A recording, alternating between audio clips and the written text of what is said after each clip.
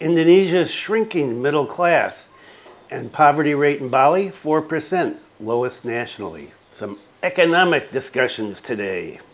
So for these stories and more, stay tuned.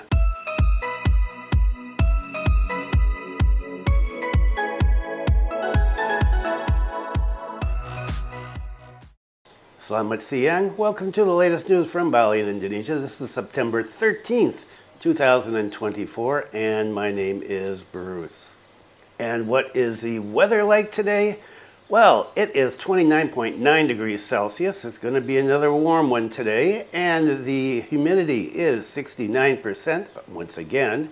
And the wind speed, it is really gusty today, 24.4 kilometers per hour here in the Kampung. And sunny skies and some ripples out in the ocean. It's not flat. It was flat this morning, but the wind has got some waves going on, some wave action, not too much. Okay, so today we're going to talk about some economics in Indonesia and in Bali, and we'll also be talking about some hikers that have been lost, one for quite a while, another for a few weeks. Really terrible situation. And some crime news. Well, we'll see how much we can fit in today. We may have to carry over some of this for another video. But let's get started. Unsettled in the middle class. Now, here is something that I'm really interested in, and this covers all of Indonesia. And as you know, or as you may know, I have 4 children, and I have 5 grandchildren here, and I'm very interested in the future of the development of Indonesia as a whole, not just this island. And what about the middle class? Investors in Indonesia invariably laud the burgeoning middle class as one of the several things that this country has going for it. Often, this is celebrated as both a key driver of economic growth and a key reason for companies' interest in the local consumer market. As long as all is well with the middle class, goes the general assumption, all is well with Indonesia. But what if not all is well with Indonesia's middle class and it's no longer burgeoning? Some figures shared by Statistics Indonesia, BPS, in late August seems to suggest just that. According to the latest data, 17.1% of Indonesians fall into the middle class this year, down from 21.5% in 2019. Meanwhile, the share of those below the middle class has grown. As they prepare for uncertain times ahead, many middle-class Indonesians in and around Jakarta are trying to spend as little as possible rather than spending as much as they can. Their problem is that they find very little difference between the two.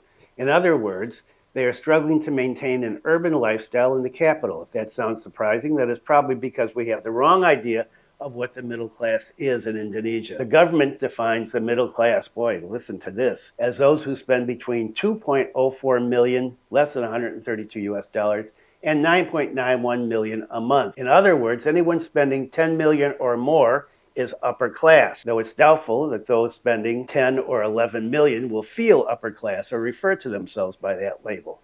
At least not in Jakarta, but maybe in remote villages. Also, and this may come as a surprise given all the buoyant talk about Indonesia's middle class, more than 80% of Indonesians are classed below that. The statisticians have put a positive spin on it by categorizing almost half the country as aspiring middle class. It's harder to spin the fact that 1/3 of Indonesians are not even in the aspiring middle class, but called vulnerable to poverty rather than straight up poor. That takes the edge off it a bit.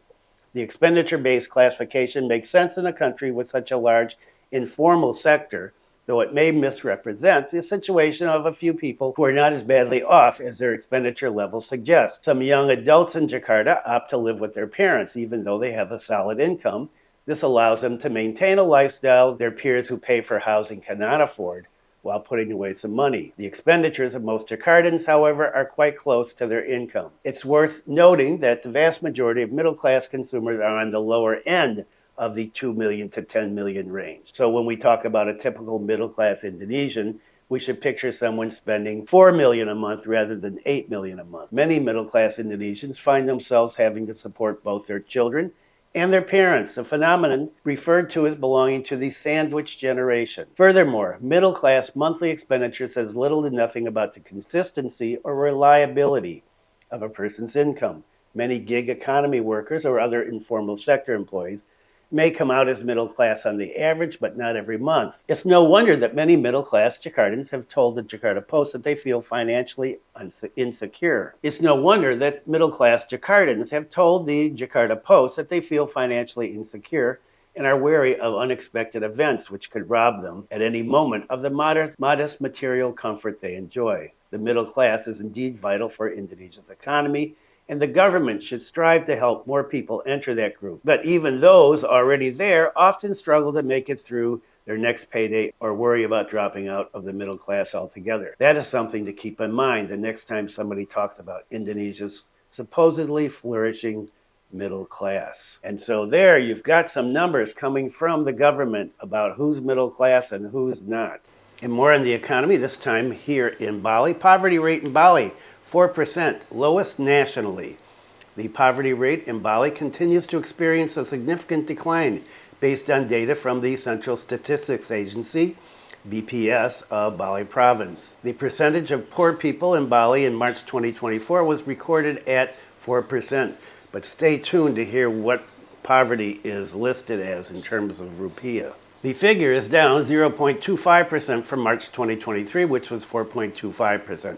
Meanwhile, nationally, the poverty rate in Indonesia is recorded at 9.03%, making Bali the province with the lowest poverty rate in Indonesia. Bali Province BPS senior statistician Anaka Gungade explained that this downward trend has continued since the peak of poverty in September 2021 due to the pandemic. The decline in the poverty rate is in line with the revival of the tourism sector in Bali, he said. We see an increase in tourist visits, an increase in hotel room occupancy, and an increase in labor absorption. Based on BPS data, the open unemployment rate in Bali in February 2024 fell to 1.87% from 5.6% during the pandemic, which contributed to the decline in poverty rates. BPS Bali also released the results of the calculation of poverty rates in each district city in Bali in March 2024. Badung Regency and Denpasar City recorded the lowest poverty rates at 2.23% and 2.59%. On the other hand, Karangasem was the area with the highest poverty rate, reaching 6.52%. Regencies such as Debrana, 4.51, Tabanan, 4.40, Gianyar, 4, Klungkung, 5.30, Bangli, 5.06, and Buleleng, 5.39%. So the areas with less tourism, higher poverty rate. The number of poor people in urban areas in March 2024 decreased by 4.51 thousand people compared to March 2023. That was 123,000 people in 23 and 119,000 in 2024. In the same period, the number of poor people in rural areas decreased by 4.84 thousand from 69,096 to 65.12 thousand in March 2024. The poverty line in Bali province in March 2024 was recorded at 568,510 rupiah per capita per month. With the composition of the food poverty line at 391,618 per capita per month, and the non-food poverty line of 176,892 per capita per month. In March 2024, on average, poor households in Bali had 4.68 members. Thus, the average poverty line poor per household was 2,660,627 rupiah per household per month. So, you got a family of 4, the poverty line, 2.6 million. That's about minimum wage. Of course, minimum wage varies from regency to regency. Pak Kardita also highlighted external factors that help reduce poverty rates. The central and regional governments, including Bali, provide various forms of food assistance and other assistance for the underprivileged. One form of assistance that has had a significant impact is rice assistance. And I mentioned in the introduction to this video about 2 hikers that have been missing for quite a while. Russian foreigner missing while climbing Mount Rinjani over in Lombok. Russian female climber lost contact while climbing Mount Rinjani. Police, TNE, and officers from the Mount Rinjani National Park conducted a search from the Senaru climbing route entrance, and this started on Thursday, the other day. The police chief said that the missing hiker was estimated to have climbed Mount Rinjani on Friday, the 30th of August, with the Senaru route. And since climbing almost 2 weeks ago, she has not returned or been heard of. The police chief explained that she told her friends via WhatsApp that she was climbing Mount Rinjani alone. Based on the results of the investigation, the person concerned is suspected of leaving to carry out an illegal climb, he said. You're supposed to have guides with you. The police have formed a team to search for her.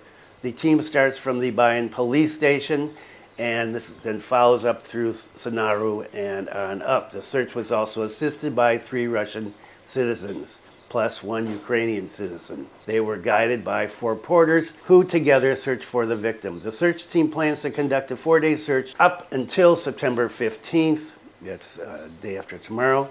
The entire team departed at 6:30 in the morning, and the search plan is at several locations, including that route up to Palawangan, Senaru, with a radius of 7 kilometers, and they'll be spreading out around there. They hope that the search team can find the victim. If within 4 days the victim has not been found, then we will conduct an evaluation, coordination, and communication with related parties to collaborate to conduct another search. And more on climbing, another missing climber, and he's been gone for quite a while now. Missing climber on Mount Batukaru, not yet found. Joint team on standby. The joint team involved in the search for the missing climber is still on standby at the post in Pupuan. The climber is a French citizen, 15 years old.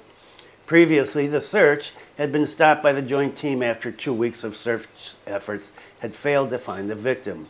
However, the joint team is still on standby, according to Pupuan police chief. The search team is waiting for further information and orders on whether or not the search will be continued. There's information that the victim's family will deploy a drone at night. However, they said, we have not received information in full, and it is said that the equipment will be brought in from Jakarta. So far, we do not know exactly about this and are still on alert while waiting for further information and orders. You've got to be careful when you're doing stuff here. If you're climbing the mountains, take guides with you. And here's an issue that doesn't get a lot of press usually, although there is a lot of complaining about this on social media sometimes when people find toilets that are, whoa, disgusting. Well, Klungkung Regency is doing something about it.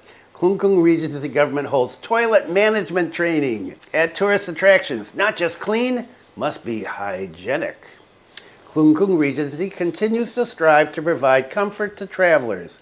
Destination arrangement continues to be worked on, no exception with the cleanliness of the toilets.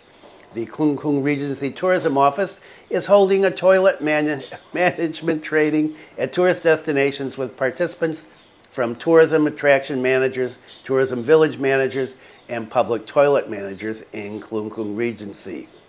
And this was done the other day on Wednesday. This training aims to improve the knowledge, motivation, and skills of toilet managers at tourist destinations in providing and managing toilet facilities and providing services according to clean and hygienic toilet service standards, according to the head of tourism resources in Klungkung. Through this activity, the 45 participants were trained to know and understand the importance of toilet management that meets the standards for clean and hygienic toilets in Indonesia and throughout ASEAN. In addition, we also need to know and understand excellent service in managing clean and hygienic toilets. In addition, they can also evaluate the toilet facilities and services they provide.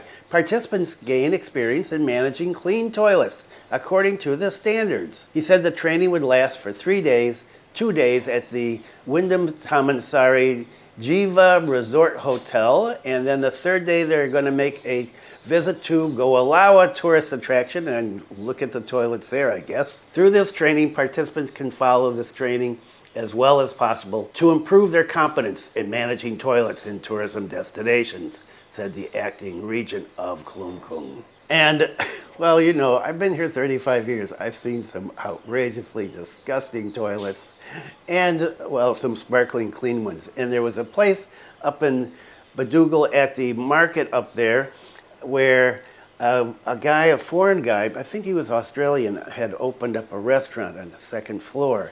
And he was advertising it at the time as the cleanest toilets, I think, in Bali. And they were pretty spotless. I haven't been up at that market in a long time. I don't know if the restaurant is still there. Anybody that has been up there, I forget the name of it, but it was on the second floor, and it had these really, really clean toilets, sparkling. So, if you're searching for clean toilets, go to Klungkung. That's it for today. Thanks for viewing. Be kind to someone today. Stay safe, and I will see you next time.